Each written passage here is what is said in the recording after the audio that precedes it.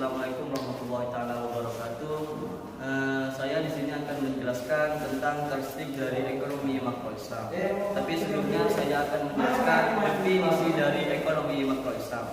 Adalah ekonomi yang menjelaskan tentang masyarakat atau peserta dalam suatu perusahaan yang berhubungan dengan pesatnya suatu pasar.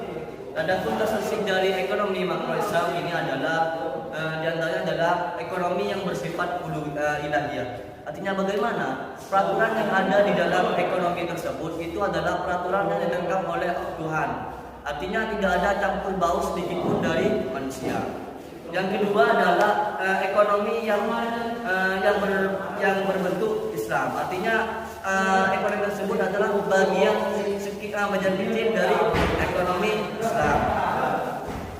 Yang ketiga adalah ekonomi yang bersifat kaidah. Artinya bagaimana ketika kita sudah melakukan ekonomi Islam, maka ada kewajiban-kewajiban yang kita harus lakukan, seperti mengeluarkan zakat dan lainnya.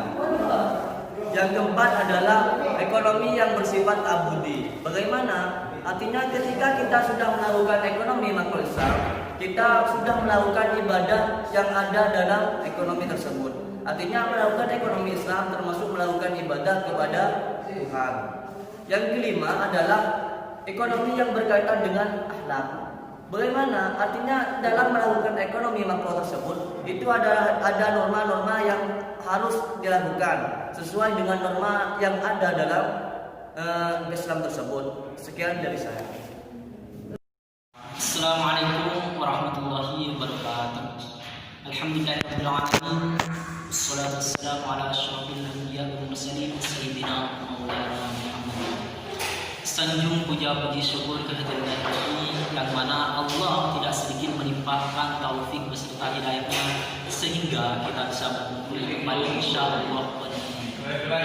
Kedua kalinya salawat beserta salam semoga tetap tercurah limpahkan kepada sang reformasi Islam Nabi besar Muhammad sallallahu alaihi wasallam yang mana beliau telah sukses dalam ekspansi besarnya mereformasi tatanan jahiliyah menuju tatanan ilmiah seperti yang kita rasakan pada pagi hari ini yang cerah. Bicara soal sejarah ekonomi Islam pada zaman Rasulullah, sejarah ekonomi Islam itu dimulai dari pertama berumur, diambil dari harta rampasan. Itu sejarah ekonomi Islam pertama kali pada zaman Rasulullah.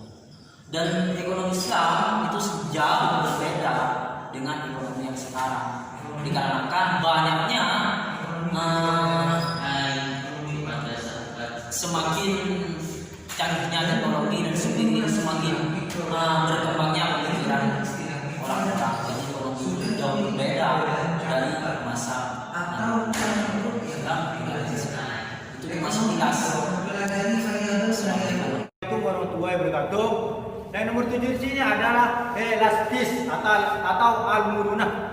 Dalam pengertian mampu berkembang secara perlahan-lahan atau evolusi. Kekhususan al-murunah ini didasarkan pada kenyataan bahwa baik Al-Quran maupun hadis yang keduanya dijadikan sebagai sumber asasi ekonomi, tidak memberikan doktrin ekonomi secara tekstual atau akan tetapi hanya memberikan garis-garis besar yang bersifat instruktif guna mengarahkan perkembangan Islam secara global.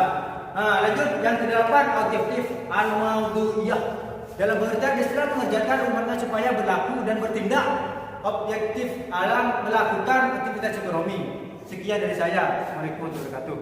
Assalamualaikum warahmatullahi wabarakatuh. Saya di sini cuma untuk melanjutkan dari teman saya, yaitu saya akan menerangkan tentang definisi ekonomi makro Islam menurut ekonomi Islam.